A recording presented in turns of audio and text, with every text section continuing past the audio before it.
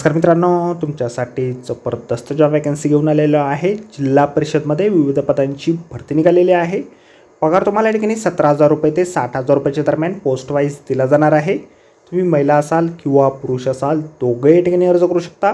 अर्ज करण्यासाठी तुम्हाला कुठल्याही प्रकारची फीस पेमेंट या ठिकाणी करायची नाही। परीक्षा देखील तुमची या ठिकाणी होणार नाही। अर्ज करण्याची शेवटची तारीख 28/4/2025 पर्यंतची या ठिकाणी आहे। अधिक माहिती जी आहे या ठिकाणी कुठल्या पदांसाठी वॅकन्सी आहे, शैक्षणिक अर्थ तुमची काय लागणार आहे, वयमर्यादा काय लागणार आहे, त्याचबरोबर अर्ज तुम्हाला कशा प्रकारे करायचे आहेत या संदर्भातील सविस्तर जी काही माहिती आहे आपण आजच्या व्हिडिओमध्ये बघणार आहोत। तर व्हिडिओ शेवटपर्यंत नक्कीच बघा। त्याचबरोबर मित्रांनो, आपण जर आपल्या रॉयल कॉर्नर यूट्यूब चॅनलवरती जर नवीन असाल तर आपल्या रॉयल कॉर्नर यूट्यूब चॅनलला सबस्क्राईब करावं, बेल आयकॉन दाबायला विसरू नका अशाच नोकरी संदर्भातील नवनवीन अपडेट आपल्याला मिळत राहण्यासाठी। तर सुरू करूया मित्रांनो आजचा व्हिडिओ। तर मित्रांनो, आपण आलेलो आहे जिल्हा एकात्मिक आरोग्य व कुटुंब कल्याण सोसायटी राष्ट्रीय शहरी आरोग्य अभियान यवतमाळ यांच्यामार्फत जॉबचं नोटिफिकेशन निघालेलं आहे वॅकन्सीच्या संदर्भामध्ये, त्यावरती आपण आलेलो आहे। तर स्टेप बाय स्टेप सर्व काही माहिती आपण या ठिकाणी बघणार आहोत।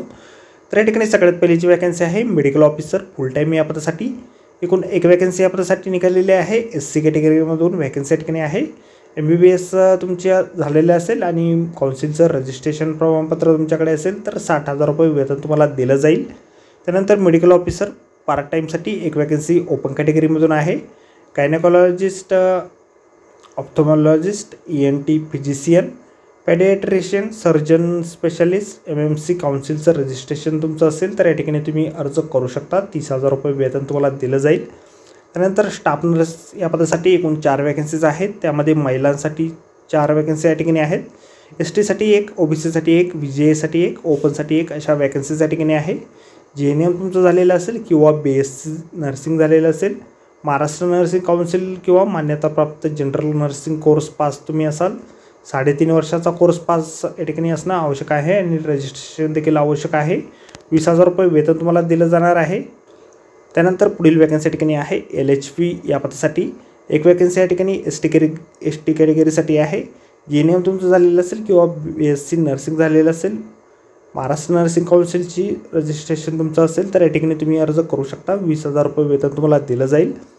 फार्मासिस्ट या पदासाठी एकूण 2 वॅकन्सी आहे। ओपनसाठी 1 आणि ST साठी 1। 12वी सायन्स झालेलं असेल, सोबत D.Pharm तुमचं झालेलं असेल, काउन्सिलचे प्रमाणपत्र असेल तर या ठिकाणी तुम्ही अर्ज करू शकता। 17,000 रुपये वेतन तुम्हाला दिलं जाईल। त्यानंतर पुढील वॅकन्सी या ठिकाणी आहे फिजिशियन मेडिसिनसाठी एक वॅकन्सी या ठिकाणी MD तुमचं झालेलं असेल किंवा DNB झालेलं असेल मेडिसिनमध्ये तर या ठिकाणी तुम्ही अर्ज करू शकता। एका विजिटसाठी तुम्हाला 2,000 रुपये इतकं या ठिकाणी दिलं जाणार आहे।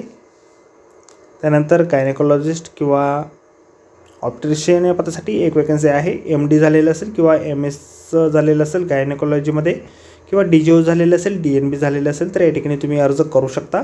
सेम फॉर्मॅट मानधनाचा या ठिकाणी आहे। त्यानंतर पेडियाट्रिशियन पदासाठी एक वॅकन्सी आहे। MD परेड झालेलं असेल किंवा DCS झालेलं असेल किंवा DNB झालेलं असेल तर या ठिकाणी तुम्ही अर्ज करू शकता। सेम फॉर्मॅट या ठिकाणी आहे। ऑप्थोमॉलॉजिस्ट या पदासाठी एक वॅकन्सी आहे। MS ऑप्थोमॉलॉजिस्ट झालेलं असेल किंवा DOMS झालेलं असेल तर या ठिकाणी तुम्ही अर्ज करू शकता। 2,000 रुपये पर विजिट तुम्हाला दिले जातील। त्यानंतर डर्मॅटॉलॉजिस्ट पदासाठी एक वॅकन्सी आहे। MS स्किन झालेलं असेल किंवा VD झालेलं असेल किंवा DNB झालेलं असेल तर या ठिकाणी तुम्ही अर्ज करू शकता।